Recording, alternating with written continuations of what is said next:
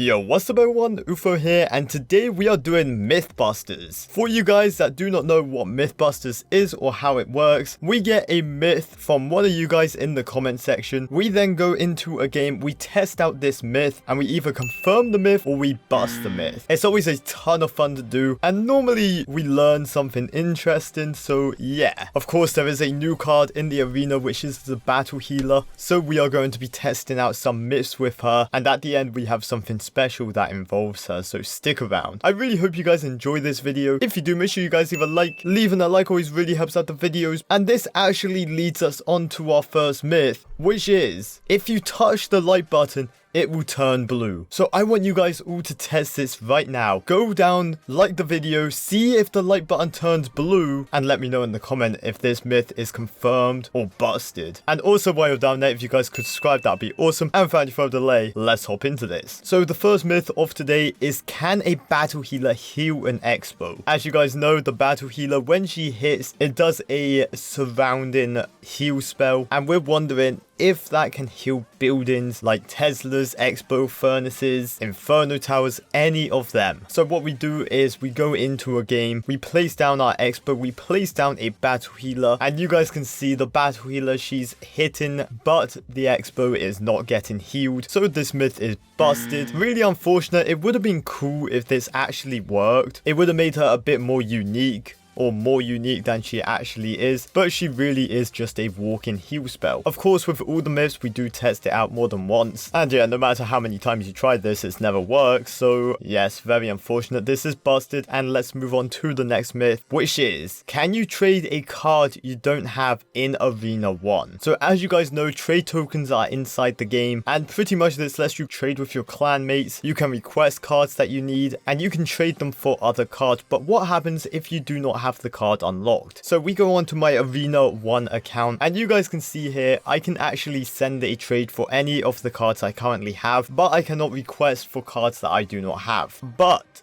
what I can do is actually receive cards that I have not unlocked yet. So I'm going to use the clone spell as a demonstration here. You guys can see I haven't unlocked the clone spell. You do not unlock the clone spell for a very long time. But what I'm actually going to do is trade. And even though we do not have the clone spell, we cannot request for the clone spell. We can still get the clone spell via trading. The other person just needs to have the card unlocked. And of course you do both need a trade token. And yeah, this works. So this myth is confirmed. You can trade a card you don't have in Arena 1, and honestly this is very awesome. If you're a newer player and you want, let's say, a legendary card or one of the newer cards that come out, but you're not in a high enough arena, this can definitely help you, so make sure you guys join an active clan. But hey, moving on to the next one here, and it says myth, will a Tesla make an Inferno tower cancel it lock on? After all, it is electricity, right? And then it says, better yet, an Inferno dragon as well. So once again, we go into a game and we do test out both the Inferno tower and the Inferno dragon, and we are seeing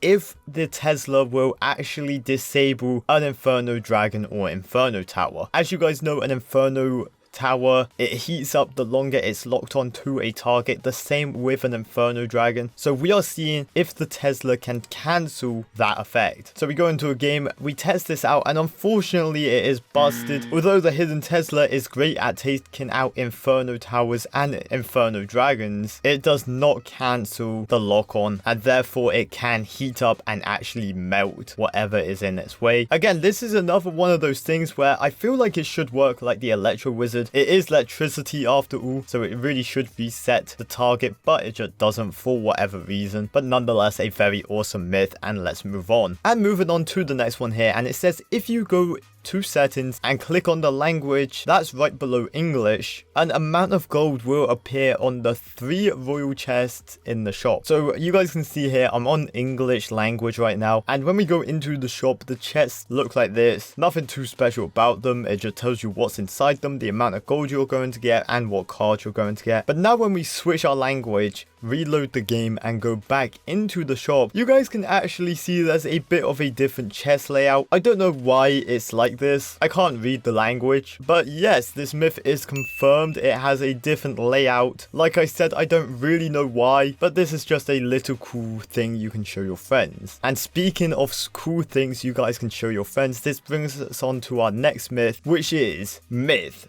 Go onto an active log or TV Royale and pause the right exact moment when the tower is down. There will be bricks floating and there will be a brown thing growing. So for this one, we go onto TV Royale. Any replay really works for this. And pretty much what happens is when the tower gets destroyed, you want to pause the replay, and you guys can see this myth is confirmed. There are random bricks floating in the air and there's this brown thing that just grows and then it just goes back down to its normal size. It's very weird. I don't know why it does this, but it's actually pretty satisfying to look at least I think. I definitely didn't know about this, and I've been playing Clash Royale for more than 3 years, so again, you learn something new every day. This is what I have learned today, and let's move on. And it says myth. Log a skeleton army and then clone the skeleton army before the logs kill the skeleton army, and all the cloned skeletons will survive. So as always, we go into a game to test this out, and pretty much what happens is I place down the skeleton army in front of the tower. I then clone it to see what happens, and unfortunately the clones also did not survive. For some reason, whenever you clone a skeleton army, it doesn't hop out to the side.